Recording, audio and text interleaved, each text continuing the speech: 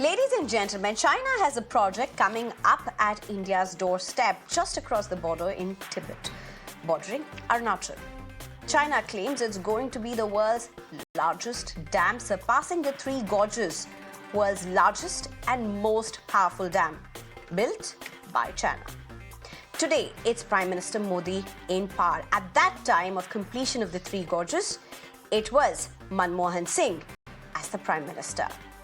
Today is a very different geopolitics at play, but the world is remembering the Manmohan Singh stamp on diplomacy, often referred to as the economist Prime Minister. He led India from the front with some game-changing deals, being seen as a bedrock to new India, positioned very differently globally. We are looking tonight at Manmohan Singh's stamp, as I have said earlier, on India's relations, particularly with the United States, Pakistan and China. In fact, it was in 2020 that the former president of US, Barack Obama, in his autobiography, spoke of Manmohan Singh as a man of uncommon wisdom and decency. But it was under the US President George W. Bush that India signed the historic India-US nuke deal. India committed to separating its civilian and military nuclear facilities and placing the former under the safeguards of the International Atomic Energy Agency. In exchange, the United States amended its domestic laws and lobbied for India's exemption from NSG restrictions. This allowed India to import nuclear fuel for peaceful purposes. It not only symbolized India's rise as a key geopolitical player, but as a credible partner in global trade, global nuclear trade for that matter. Well, away from United States, we have the India-Pakistan ties.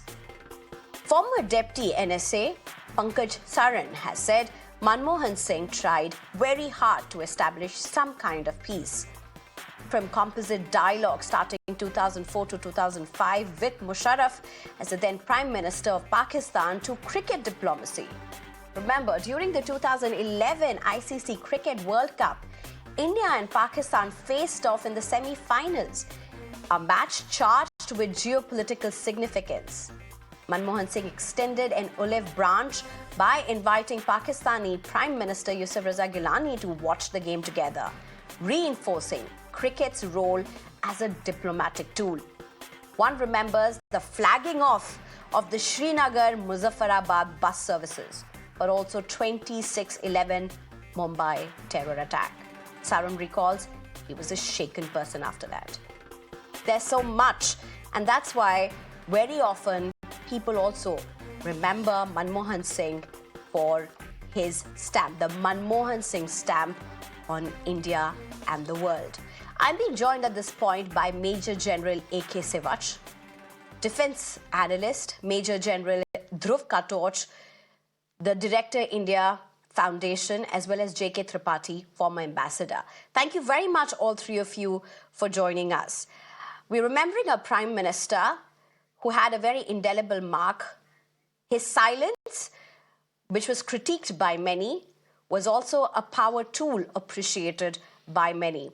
Thank you very much for your time. JK Tripathi, if I can start with you.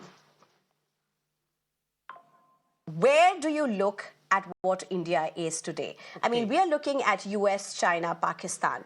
But globally speaking, when we look at what India is positioning itself today, how much of an imprint do you see with Manmohan Singh? A very good evening to you, Sneha, and thank you for inviting me to join the August group of panelists, as well as giving me a chance to share my views with your viewers.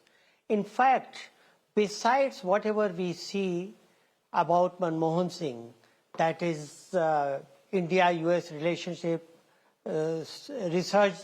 resurging relationship between major countries and India, what exactly has gone behind that is Manmohan Singh's perseverance, Manmohan Singh's clear-cut strategy and understanding of how the foreign policy is conducted.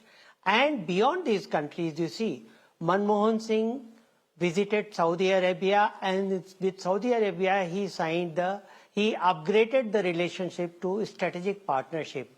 And after that, our relations with whole Arab world, all the 6 Gulf countries including, have been increasing, and there had been no going back.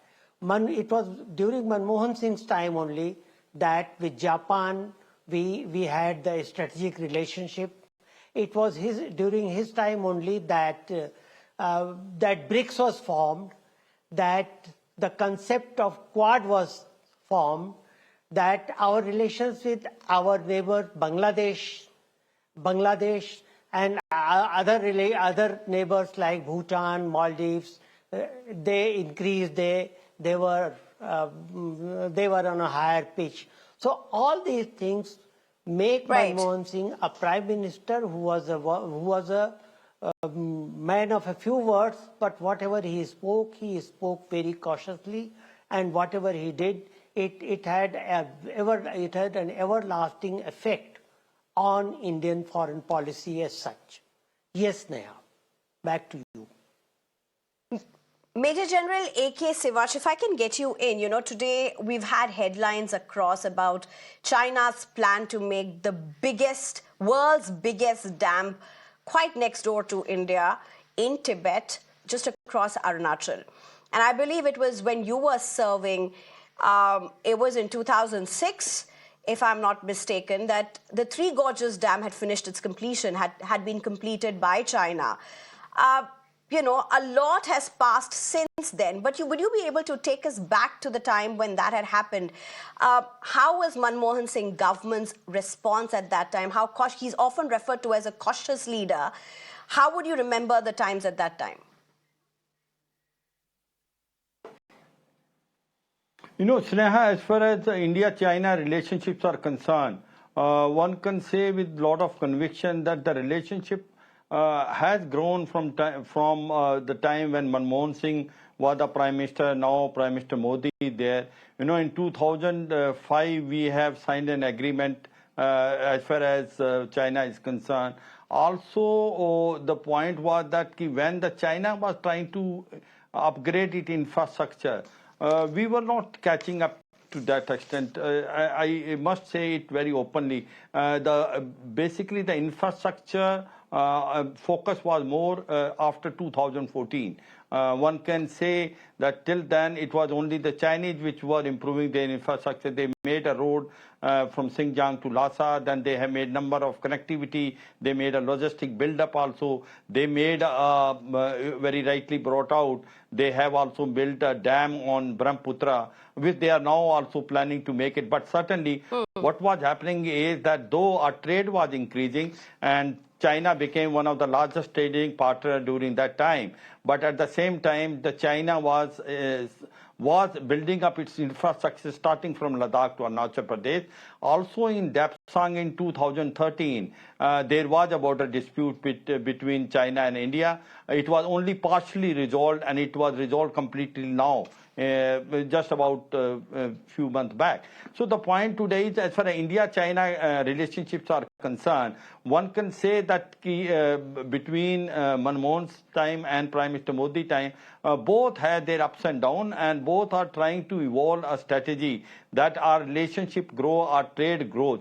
But now what has happened is we have made a caution. He said that until unless the boundary issue is not resolved, until unless there is no peace and tranquility on line of control, there can't be a business as usual. Now this is an important aspect which has now been taken by the present government, which wasn't taken earlier, which we were having good relation, but not to that extent. As far as Pakistan is concerned, Sneha, I must tell you that the difference is quite a bit between both the time of Manmohan Singh and now Prime Minister Modi. 2008 took place, that time that was a Mumbai attack, and that was the time when one realized that as a nation we were paralyzed. We have not basically responded to Pakistan. We should have responded that time, and all this, whether it is Lashkar-e-Toba, Hafiz Saeed, who was the mastermind of this drastic act, has remained there in Pakistan, no action taken. And more than that, Sham al-Sharif, when we have signed that, we have left them go by saying that as far as the terrorism is concerned and the talks are concerned, they are detached. Now, that was the main thing. Whereas the present government, Sneha, just 1 minute. The present it's interesting because, you know, every time has its own challenges. And while you're very clearly saying that there were places where India was caught on the back foot, if I can get in at this time, Major General Dhruv Katoch. Major General, I mean, while we just spoke about Pakistan, it's also interesting that there were a lot of measures that were taken even under Manmohan Singh. One would remember cricket diplomacy, for that matter. One would remember how there was the Srinagar Muzaffarabad bus that was flagged off.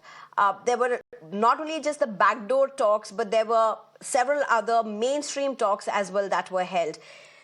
Major General Dhruv Katoch, it was a very different time then. How significantly did Manmohan Singh lead for that time? Thank you, Sneha. Sneha, you very rightly pointed out one fact which I think needs further elaboration. Each time is different. So I would like to state, like you put one period as, when the terrorism started in J&K, towards the end of towards the end of the 80s, and then coming up to 2004. When the Manmohan Singh government, when Manmohan Singh became the Prime Minister. The earlier period had various governments from the Congress to the to other parties also. Now, 2004 to 2014 was the government which was led by Manmohan Singh. Again, it was the UPA government, and there were various coalition partners. And then from 2014 till now, we have got the NDA, which is primarily led by the BJP. Now, each three, there were different phases there. So it is very incorrect really to compare one phase with the other, because it also depends on the nation's strength at that particular point of time. So when we are looking at India today, we are far stronger than what we were, you can say, in 1990, and again in 2004 to 2014, and now, of course, this period of 2014 to 2024 has seen tremendous growth. So India is growing stronger by the day, and when India is growing stronger, India's voice is also being heard. So, within those constraints, but Major General Dhruv Katoch, would you remember anything significant about how there were these backdoor talks as well as the cricket diplomacy that was really spoken of? It was internationally spoken of. It was internationally discussed. Would you remember any significant moments from those times? For a generation that really may not remember much about it. I remember all those things which happened, and yes, it did get, there were, every time when these things used to happen, there was a talk that a breakthrough has taken place. But you see, breakthroughs don't take place that way. So nothing on the ground situation, nothing really changed. Whether you talk of cricket diplomacy or various meetings which, Prime Minister Manmohan Singh had, trying to break the deadlock in that relationship, nothing really worked. Even now, if you look at the India-Pakistan relationship, nothing has really worked, except that now there is a deterrence in place. You see that there is that sort of a deterrence was not in place in 2004 to 2014. But India's foreign policy has had a continuum. This is one place where all the political parties, whether it is the Congress, the BJP, or the regional allies, on foreign policy, I don't think there is much of a dissonance amongst all the parties. What Manmohan Singh's significant contribution, if I may call it that, I won't call it, it has nothing to do with Pakistan and with China. I don't think any significant achievements were made there. The significant achievement was made really with the United States, where Manmohan Singh really put his neck on the line against his own party. You see, at that time, the left was totally against it. And Manmohan Singh realized this is for the national good. Absolutely. And he risked everything. And that is the time, I personally consider that to be a significant achievement, not really with Pakistan and with China, which I thought was just mediocre affairs. But you see, everything can't be won, and it's a big country and it's a big world. So Manmohan Singh, to the best of his ability, he did what he could. But the significant impact he made was really on the nuclear deal. which I think the nation will remember him for. Sneha. In fact, JK Tripathi, if I can get you in, it's very interesting that Major General Katoch makes that point because, of course, the world remembers him. India remembers him. India joined the League of Nuclear Powers, for that matter. It was a landmark, historic India-US nuclear deal. He, of course, had to flex a lot of international muscle, India's international muscle, but it was not easy domestically also for him to chart this territory. While the world looked up to India for what it was, there was a lot of domestic heat and opposition within India that Manmohan Singh had to firefight. Certainly, Sneha, you are absolutely right that when Manmohan Singh was fighting for this so-called 123 agreement with the USA, that is civil nuclear agreement, there was a lot of opposition during opposition in the parliament. Communists, socialists, they were dead against Manmohan Singh's move, but Manmohan Singh stood his ground, and finally it was Mulayam Singh of Socialist Party who came to his rescue, and the government, Manmohan Singh government, saw the bill through the parliament. But here I would like to second General Katoch by saying that, you see, foreign policy is not an overnight issue. It is always a work in progress. Foreign policy, you make a decision today and maybe after 10 years you will see its results. So Manmohan Singh laid the solid foundation stone of India-USA relations, India-Japan, India-Gulf that are paying today. One must realize that any leader in a democratic country, any leader always decides in his own earnestness about the good of the country, good of the nation, and good of the nation, and in national interest. Maybe unconsciously, maybe one or two decisions went wrong, but that happens with all. But that doesn't mean that like General Katoch said, or like General Siwaj said, that with Pakistan our policies failed. Yes, I know. I admit that policies failed. But that doesn't mean that we should not continue with our peace overtures with our neighbors. Sometimes it works, sometimes it doesn't work. So if it doesn't work, it doesn't mean that we failed. It means we tried. So we have been trying, and that is now also people say that Modi has been hosting Xi Jinping, and Xi Jinping backtracked and Xi Jinping betrayed. But Modi tried. Similarly, Manmohan Singh also tried. But see the person. If you see that the person has not acted in good faith, then you can blame. Otherwise, there is no point in blaming some person. Today's regime will be judged 10 years, 20 years from now, and then we'll see which government was better, which government was worse. So you cannot, as General Katoch said, that times are different, and in different times, different types of approaches and different type of decisions are made. So you cannot compare apple with oranges. The times were different. At that time, there were some constraints for Manmohan Singh. He acted under those constraints. Now, present government acts under another constraint or many other constraints. So Sneha, it is not good to compare and blame a particular government for some of its failures. I think it's not about comparisons at all. It's very, very different geopolitical situations, absolutely in all order. And what's also important is foreign policy, particularly of any country, is always about continuation as well. Major General AK Sivach, in fact, if we look at, and since you spoke about India-China and India-Pakistan, when we look at India-Pakistan, even Manmohan Singh's times had some very big challenges. Whether it was, of course, the 26/11 attacks, but even apart from that, even when there was attempts at dialogues, I remember in the joint statements, he did raise attacks, terror attacks on Indian soil, including Anantnag. For the times that he led, did the world wake up to Manmohan Singh's messaging?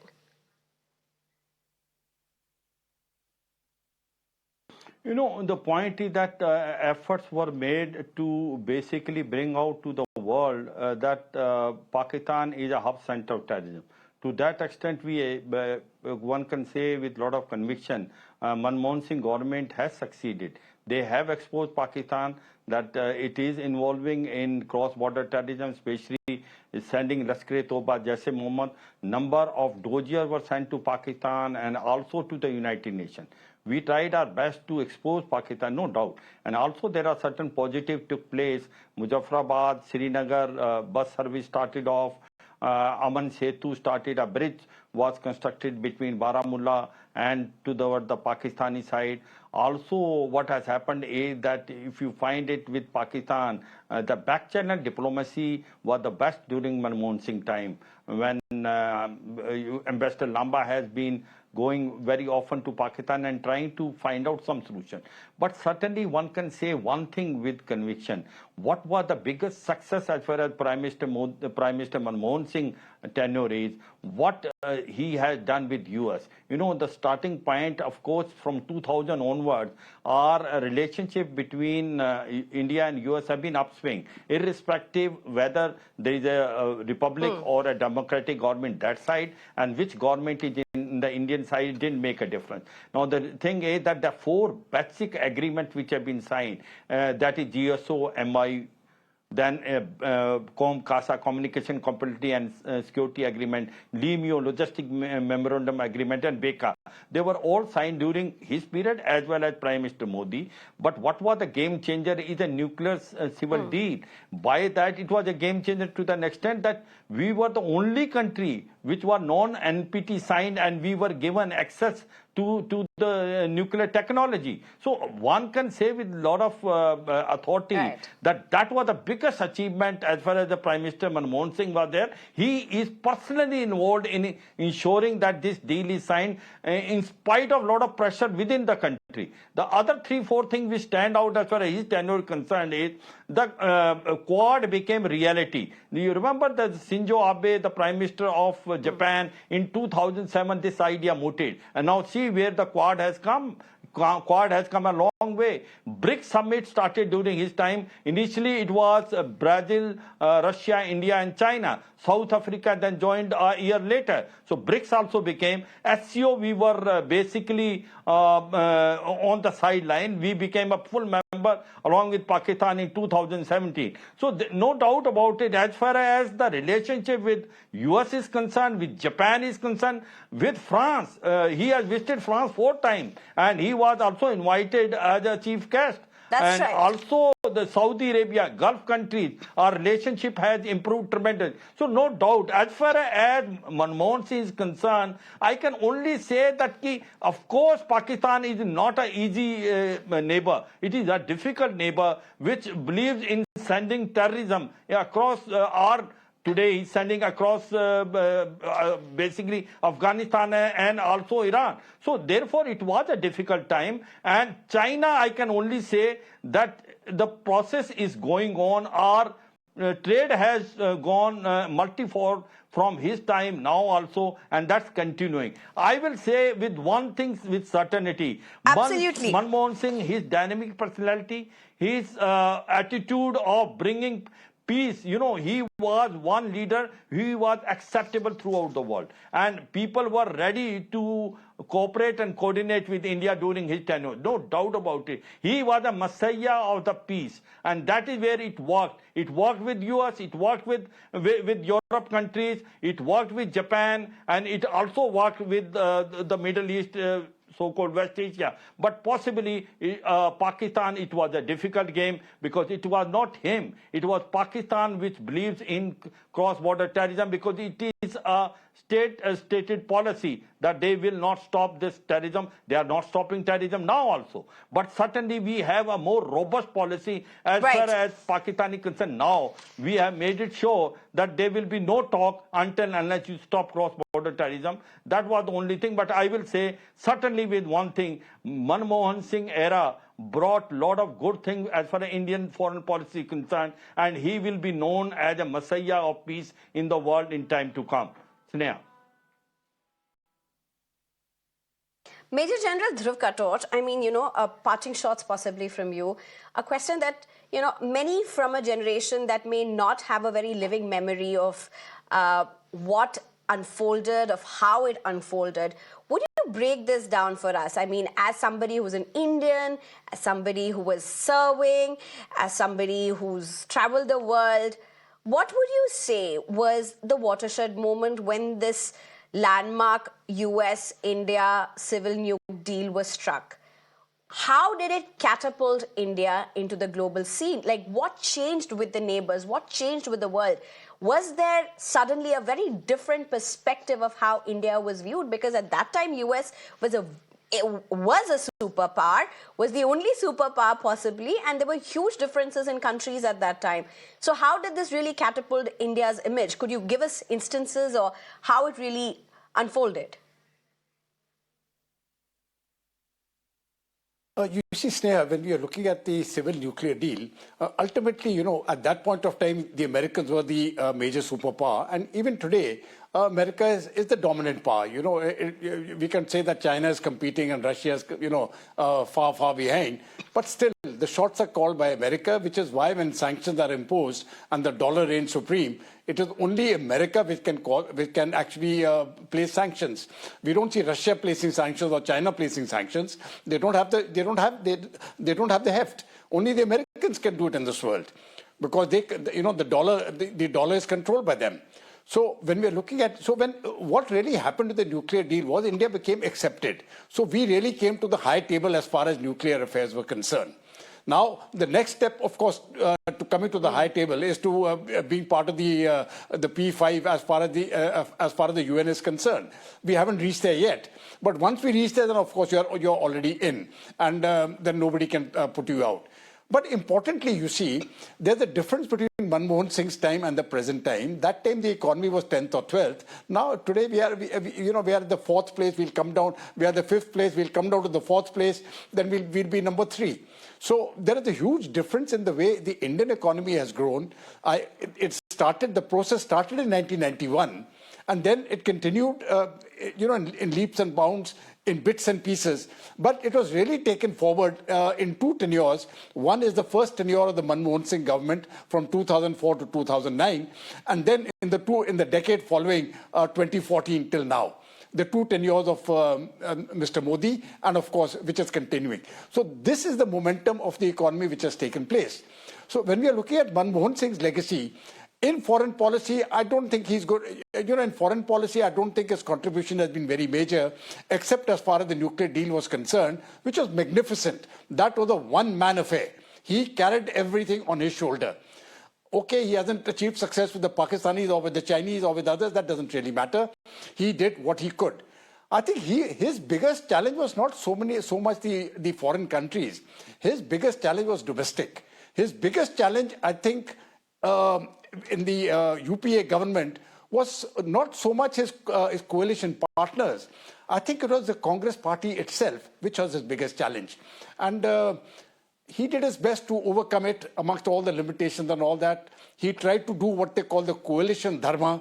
Right. I don't think these things work. But that really ultimately, that put him down. That put the party down. And we saw what happened in the second tenure. But I think history will look upon Mr. Right. Dr. Manmohan Singh very, very favorably. Ultimately, he was a good man. And I think that settles it.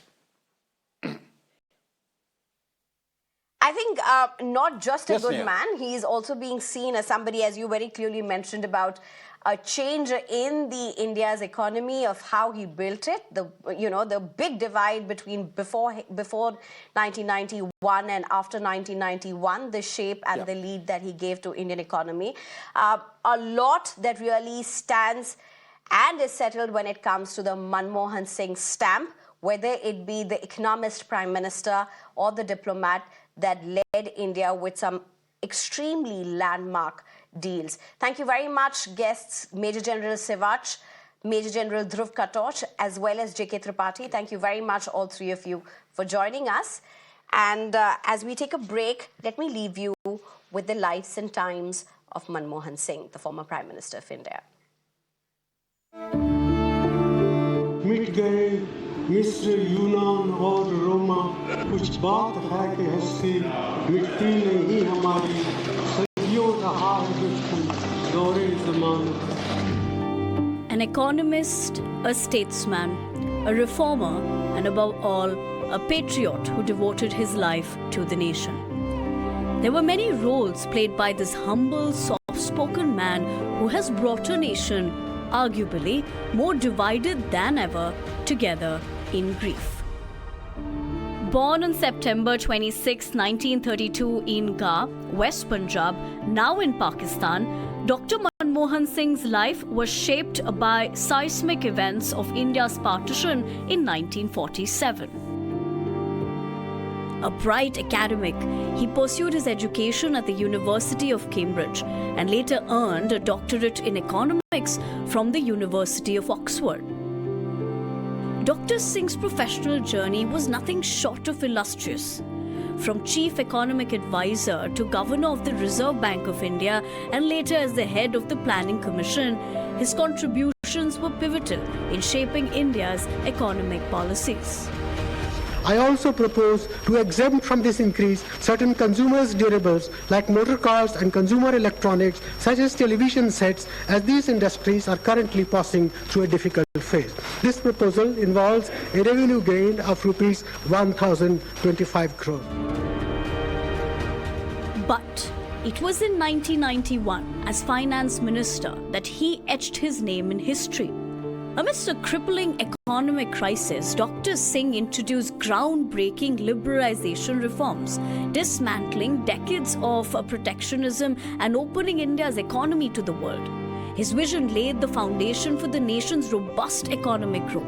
I, Manmohan Singh, do swear in the name of God that I will bear true faith and allegiance to the Constitution of India as by law established, that I will uphold the sovereignty and integrity of India, that I will faithfully and conscientiously discharge my duties as Prime Minister for the Union.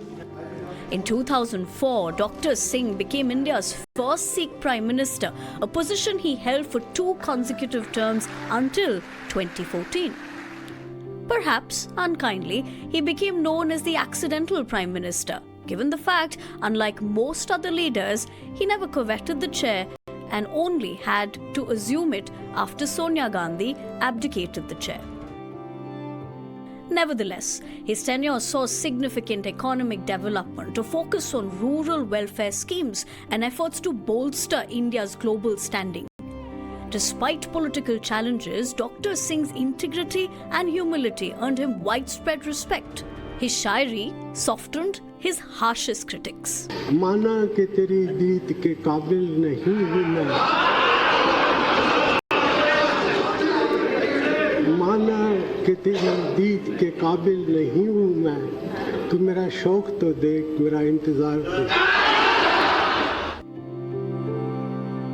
His passing has left a void in the nation's heart.